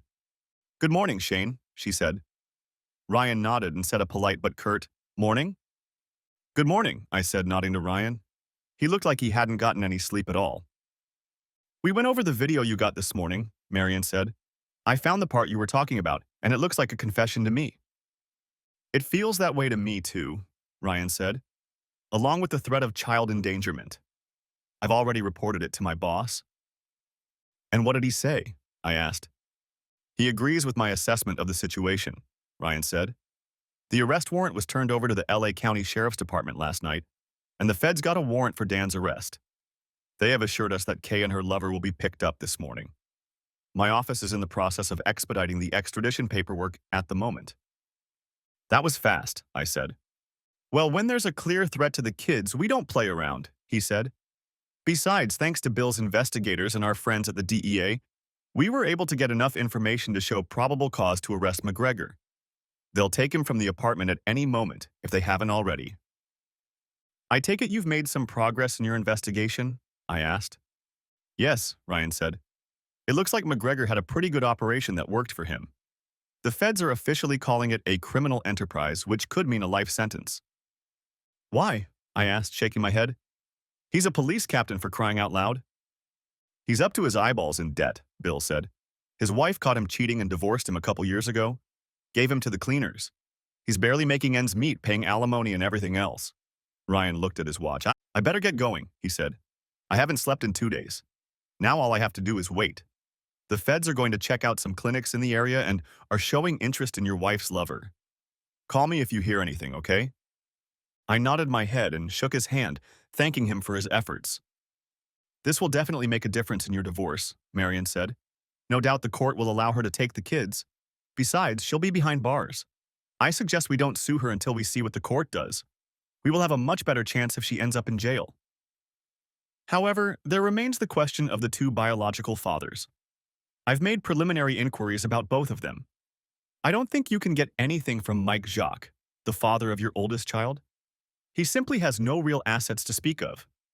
Dr. Winstead, on the other hand, is another matter. If you want, Shane, I can start the paperwork and maybe negotiate something with him. We might even be able to settle without any paperwork or going to court. Is that something you'd like to pursue? Absolutely, I said. Good, she said. Why don't you go home and get some rest and I'll get back to you. I thanked her and left, and Peter followed me. K. Early in the morning, I was awakened by a loud banging.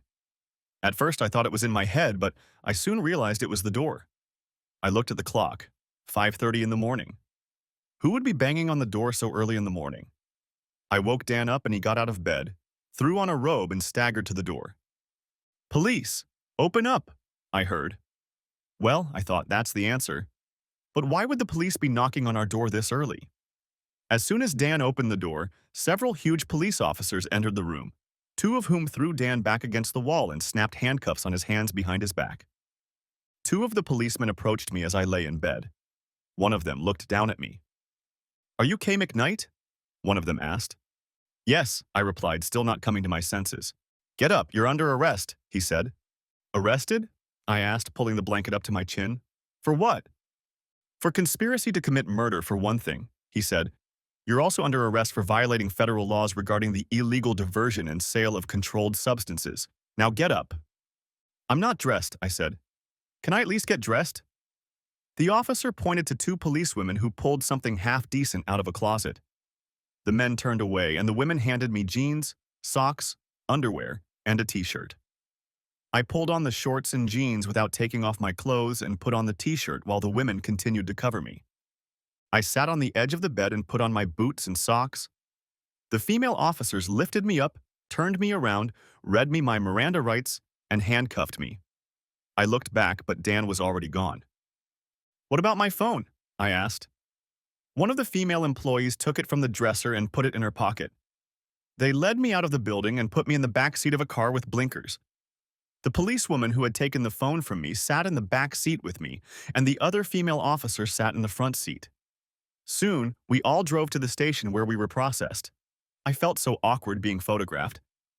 Can I at least make a phone call? I asked. The officer pointed to the phone on the desk, and I decided to call Shane. Can I use my phone? I asked. Sorry, it's being held as evidence, the officer said. Use this one, she added, pointing to the desk phone. It took me a while to remember his number. I was so used to the contact list. He answered after the second ring, and I realized he was in the car. What? He asked angrily. Shane, honey, it's me, I said, my voice shaking. Oh shit, he said. What do you want? Shane, I got arrested, I told him. Yeah, that's what happens when you plot to kill your husband and kids, he said. By the way, they're picking up your partner in crime this morning. Oh no, I thought. Mac had told me there was no way they were going to catch us. Please, Shane, I need help, I pleaded. Yes, you do, he said. Maybe you'll get it when you finally get to jail. Until then, go to hell, bitch. He ended the conversation, leaving me staring at the headset. I handed it back to the officer behind the desk. How long am I going to be here? I asked. Can I post bail or something? No bail has been set, the officer said. You are in custody pending extradition to Pittsburgh. Oh my God, I thought to myself. What about the man they brought in with me? Dan King? The officer looked at her computer for a moment. Mr. King is currently being extradited for federal charges in Columbus, she said. This is it, I thought. I'm sunk. The officer took me to my cell, where I sat down on the cold, hard concrete seat and stared at the walls, shocked at how far and fast I had fallen. Shane. I finished talking to Kay and laughed. I couldn't believe the bitch's insolence. She expected me to help her after conspiring to kill me and the boys. She could rot in jail if I cared. Right now, I hated that bitch like I'd never hated anyone or anything in my entire life. Talk about nerves, I said. Peter smiled and nodded his head as I drove. Yeah, he said. We pulled up to my house and went inside. Out of curiosity, I checked to see if there was anything new on Kay's phone. There was nothing, so I called the hotel, explained the situation, and arranged to have her things packed up and sent home. After that, we sat down in the living room and I turned on the TV. Peter's phone rang and he left the room for a few minutes while I flipped through the channels. Turn on the news, he said when he came back into the room. I switched to the local news channel and we saw a reporter standing in the parking lot outside an apartment building. Captain Alfred McGregor, a highly decorated police officer, was shot and killed early this morning in this apartment complex right here, the reporter said, pointing to the apartment building behind him. According to authorities we spoke with, the shooting occurred during an arrest that was made as a result of an investigation into a conspiracy to sell stolen prescription drugs. Details of the arrest and investigation are not being released, but we were told the police chief will hold a press conference later today. While I was watching what was going on, my cell phone rang. I saw it was Bill and answered it. Did you see the news? He asked. Saw it, I replied. What happened? From what I was told, McGregor opened the door and started shooting when he saw the officers, Bill said. That's when they returned fire and took him down. So I'm safe, right? I asked. Let's take our time, he told me. I'd like Peter to keep an eye on you for the rest of the week. I don't think McGregor has anyone to go after you, but let's be careful. Sounds good to me, I said. Have a good day, he said. I'll talk to you later. Thanks, I said, and ended the conversation. I looked at Peter. Looks like you're staying here for the rest of the week, I said. Do you need to buy anything for the first time? He shook his head. I have everything I need, he said. But thanks anyway. I closed my eyes and breathed a sigh of relief. Later that day, Peter and I went to the boys' house. After we ate, I told them about the day's events. So is Mom going to jail? John asked. Looks like it, son, I said. Probably for a very long time. He got very quiet after that. I knew I was going to have to work hard. Being a single parent is hard enough as it is, and now the boys would have to deal with their mother in prison. Thank God I have loving and understanding relatives who love the boys as much as I do, I thought to myself. The rest of the week went by pretty quickly. Now I knew that the boys and I would be safe. On Wednesday, Marion informed me that Kay had been returned to Pittsburgh. The court hearing was scheduled for Thursday, so I made sure to be at the courthouse. I watched as Kay was led in, dressed in an orange jumpsuit, her arms and legs shackled with chains connected to another chain around her waist. It didn't take long for the judge to decide to remand her in custody without bail. She sobbed as she was led back out. Her attorney, a public defender, asked me if I could bring the boys to the jail to visit her. I informed him that the boys had made it clear that they did not want to see her again. Marion informed me that the divorce papers were ready to be served and asked if I would like to be present that Friday when the bailiff would serve them on her. I agreed and met him at the jail. They brought Kay to the visiting area, still shackled. She looked up at me and smiled weakly. I just stared at her. A bailiff approached her and asked if she was Kay McKnight. I am, she replied. He handed her the papers and stepped back. I watched as she snatched the papers and started sobbing. In a normal situation, I would have offered her comfort, but not now. I stepped forward and held out a pen to her. Sign the damn papers, bitch, I told her. Don't I get anything? She asked with tears in her eyes. Not no, but hell no, I said. You won't need anything where you're going anyway. Can I at least see the boys? She asked. I shook my head. They don't want to see you anymore, I told her. As far as me and the boys are concerned, you're dead to us. And speaking of dead, you know your partner in crime was killed the day they tried to arrest him. I heard about that, she said. Please, Shane, forgive me. No, I said. I loved you with all my heart for 13 years or more. And how have you repaid me? With lies, cheating, and denying me the chance to have children of my own. I hate you with every fiber of my being, and I will never, ever forgive you for what you've done to us. Now sign those damn divorce papers and be done with it." Sobbing, she slowly picked up the pen and signed the papers in all the lines Marion had marked. When she was done, I handed the stack of papers to the bailiff. "Thank you," he said.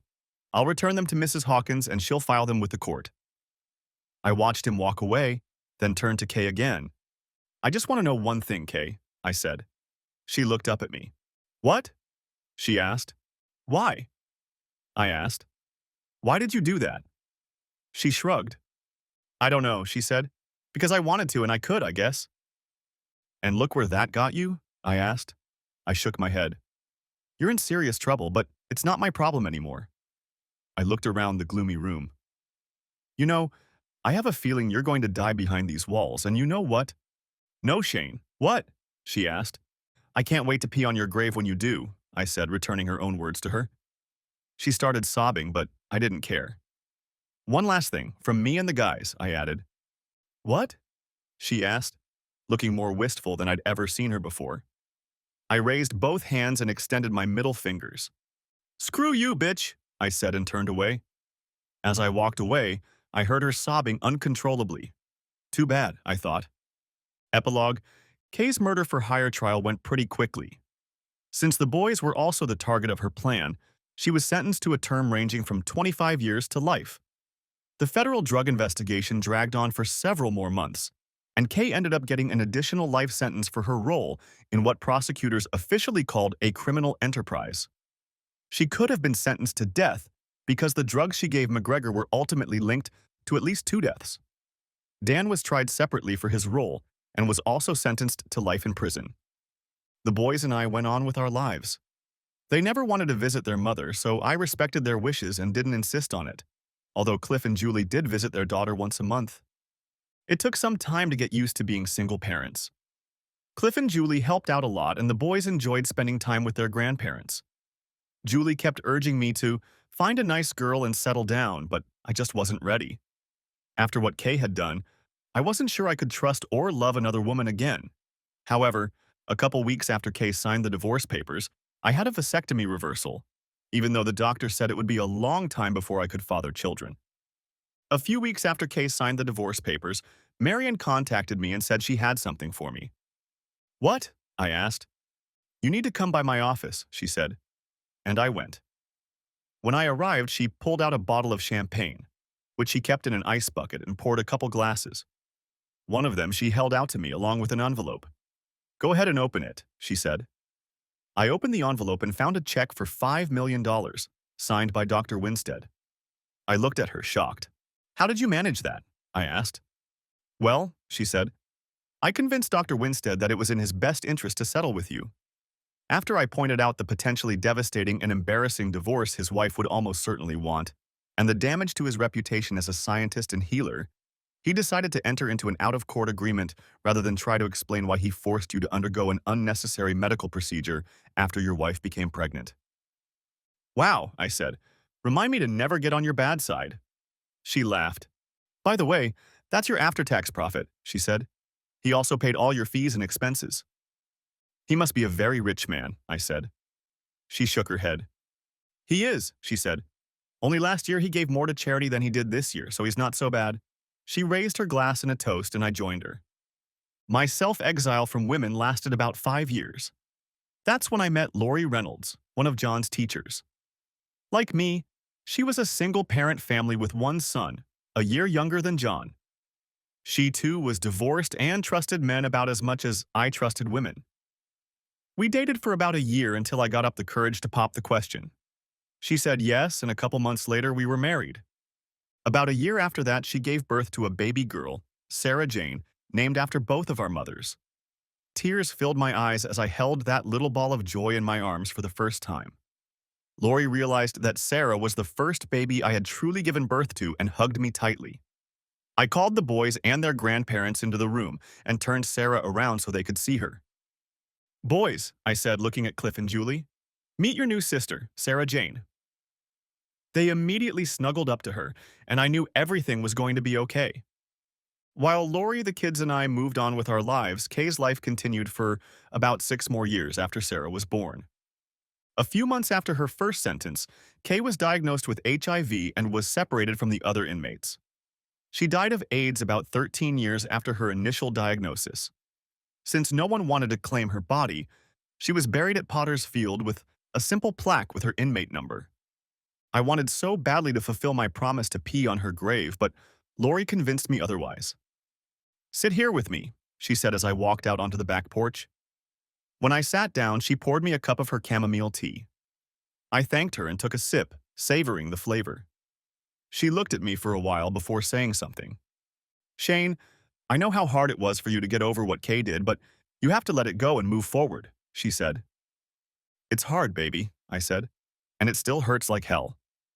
"I know," she said. "You know, if I thought it would do any good, I'd go with you and piss on her grave with you.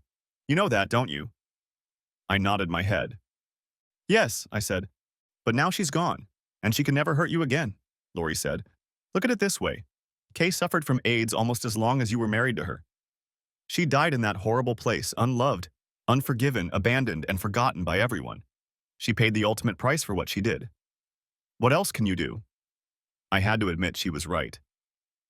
"Have you told the boys yet?" she asked. By this time, all the boys had left home and were in college.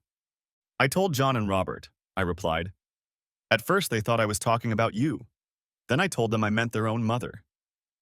"And how did they take that?" she asked. "They didn't seem to care," I said. "And what does that tell you?" she asked. "Probably that it's time for them to move on," I said in response. "That's right," she said. "They're moving on with their lives, and so should you. Shane, you're the best husband a girl could wish for, and you're the best father any child could dream of. Think about it. You loved and raised John and Robert even after you found out you weren't their biological father. You took in and adopted Mark, even though you weren't his biological father." "He's a good boy," I said. She smiled. "Thanks in large part to you," she said. "You taught him what it means to be a man, and I know for a fact that he considers you his real father." We looked at Sarah, who was playing in the yard. "Didn't you tell me once that Kay wanted that Dan guy to give her a daughter?" Lori asked. "Yeah, that's right," I replied. It seemed like an eternity had passed since that fateful Friday night, but I still hadn't forgotten her words. "Just think about it," Lori said. "If she hadn't been so stupid and greedy and selfish, you could have given her that daughter, and Sarah would never have been born." I had to admit she was right. I hadn't thought about the irony of the whole situation before. I kissed my wife. Suddenly, I heard Sarah come toward us, holding a white flower with 3 petals. "Daddy," she said, "look what I have for you." I looked up as she held out the flower to me. I recognized it as a white trillium, a flower that grew in abundance in the local parks. Kay often made small bouquets of them. I liked the white variety, but hated the rotten smell of the red ones. "Thank you, dear," I said. "That woman said you really like them," Sarah said. Lori and I looked around the yard but didn't see anyone. "What woman?" Lori asked. "That one over there," replied Sarah, pointing to the part of the yard where she was playing. We looked but didn't see anyone. Goosebumps ran down my back and we looked at each other. There was no sign that anyone was there. "What else did the woman say?" Lori asked. Sarah shrugged. "She said to tell you that she's sorry for everything and wants you to forgive her," Sarah said, looking at me. I still couldn't see anyone, but I noticed the vegetation swaying slightly as if touched by a light breeze. We felt a sudden gust of cold air, but it disappeared as quickly as it had appeared. I looked at Lori, tears glistening in my eyes. I nodded my head. "I think it's time," I said, knowing this was going to be the hardest thing I'd ever done. Lori smiled, and Sarah put her arms around my neck. After all, Kay is now dead and buried, a part of my past. These 2 girls are my present and future, I thought, and they deserve my full love and attention. "I forgive you, Kay," I whispered, looking up at the sky. Sarah hugged me tighter and kissed my cheek. "I love you, Daddy," she said. "Thank you." She slid off my lap and ran back into the yard. I looked at my wife, perplexed as to what the hell had just happened. She smiled and kissed me on the lips. At that moment, I felt happier and more content than I had ever felt in a long time, as if a huge weight had been lifted off my shoulders. Maybe, I thought to myself, happiness really is the best revenge. The end. Thanks for watching. Hope you enjoyed it. Subscribe to my channel and stay tuned for the next videos.